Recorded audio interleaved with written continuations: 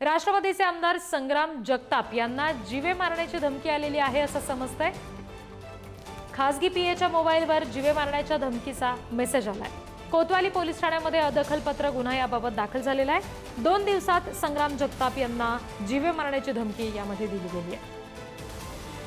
आणखी तपशील घेऊया, प्रतिनिधी उमर सय्यद आपल्याशी जोडलेले आहेत त्यांच्याकडून।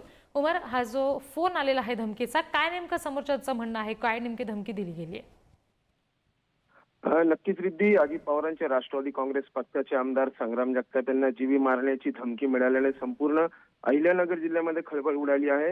ही धमकी त्यांचे सहाय्यक सुहास शिरसाट यांच्या मोबाईलवर टेक्स्ट मेसेजद्वारे आली असून या प्रकरणी सुहास शिरसाट यांच्या तक्रारीवरून आता कोतवाली पोलीस ठाण्यात अदखलपात्र गुन्हा दाखल करण्यात आला आहे। खरं तर गेल्या काही दिवसापासून हिंदुत्ववादी संदर्भातील भूमिका आणि वक्तव्यांमुळे आमदार जगताप हे चर्चेत होते। अशा पार्श्वभूमीवर त्यांना थेट जीवे मारण्याची धमकी मिळाल्याने राजकीय वर्तुळात खळबळ उडाली आहे। आमदार जगताप यांचे खासगी सहाय्यक सुहास शिरसाट यांना बुधवारी त्यांच्या मोबाईलवर एका अनोळखी क्रमांकावरून एक धमकीचा टेक्स्ट मेसेज प्राप्त झाला होता।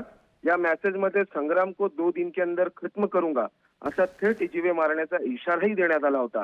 घटनेचे गांभीर्य लक्षात घेता शिरसाट यांनी तत्काळ कोतवाली पोलीस ठाण्यात धाव घेतली आणि या संदर्भात आता तक्रार दाखल करून कोतवाली पोलिसांनी अज्ञात मोबाईल धारकाविरुद्ध गुन्हा दाखल केला आहे आणि या संदर्भात आता पोलीस तपास करतायत। रिद्धी जी, धन्यवाद सगळ्या तपशिलांसाठी उमर।